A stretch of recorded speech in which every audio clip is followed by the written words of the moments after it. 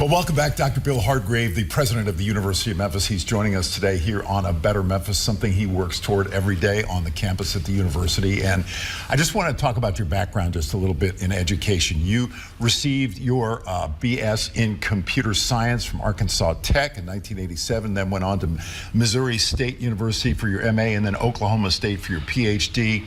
And you are an expert in computer science. You've written 5 books. And have written 85 articles, received numerous awards for your scholarship. And this is remarkable. I don't think the general audience really understands that. And at the same time, Elon Musk is bringing his supercomputer Colossus 1, 2, and who knows how many more there are going to be here to this city. At the same time, you have begun your leadership as president of the University of Memphis. What do you see in terms of opportunity for not only students but the city with the arrival of Colossus here? Well, you know, having the world's most powerful computing facility right here in Memphis does set us apart. Right, and last I checked, now the state of Tennessee has the 2 most powerful computing facilities here in Oak Ridge, and right here in the state, and that helps set the state apart. But what I think you'll see in the near future with the XAI facility being here is lots of other companies coming into this area and building facilities nearby, because that's providing the processing power behind a lot of the AI that's happening. So the closer you can get to that processing, you start shaving time off of that data transfer. And that's, you know, milliseconds matter in the IT world. So I think that's what you're going to see is all these other companies coming into the area. That's going to create jobs, it's going to create opportunities, because again, when those companies start moving in, they're going to be hiring people, which will actually then bring in more companies. I think, you know, issues aside, this is a big opportunity for the city of Memphis. And the university obviously is going to adjust its curriculum to meet the needs. Already have. We have an initiative that starts this fall called AI for All, that every student will be exposed to AI. Look, it's going to happen, right? And it's a tool, and we've got to make sure our students are equipped whenever they finish and go out to the workplace to know what AI is and how to apply that tool. So every student will have an opportunity to take an AI course and an AI minor, regardless of their field, whether it's English or mechanical engineering. This AI for All will be applicable across the campus. Let's talk about foreign students a little bit. It's amazing to me that the University of Memphis hosts about 100 different countries, students from 100 different countries. How does that type of student body elevate the university, the foreign body, the foreign students, I should say? You know, one of the neat things about a university has always been the eclectic group of people, you know, students and faculty and staff, right? That's really what makes a university vibrant. So when you can bring in students from other cultures and other countries, it exposes our students to those cultures and countries that they wouldn't perhaps have had the opportunity before. It also exposes those students to our culture and our students. And look, it makes for a great learning environment. We can learn so much from our international students. You know, they come over here because they want a great U.S. education, but we learn a lot from them as well. Right. Has it been a challenge, though, in the current administration atmosphere with immigration to make sure we preserve the visas and passports of these foreign students so that they can learn at the University of Memphis?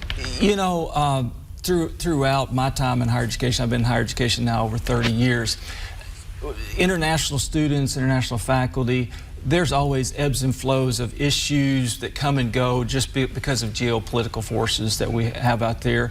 And, you know, where this time, you know, right now, there's heightened awareness of what's going on, but we generally see that throughout my 30 years.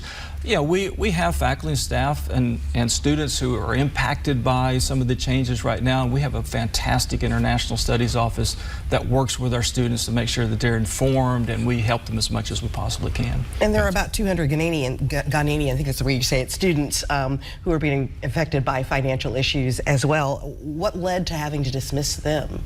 Well, they're not dismissed at this point, and it was a matter of these, by the way, they're great students. We love our students from Ghana. They've just been great additions to the campus. There's many of them are sponsored by the government.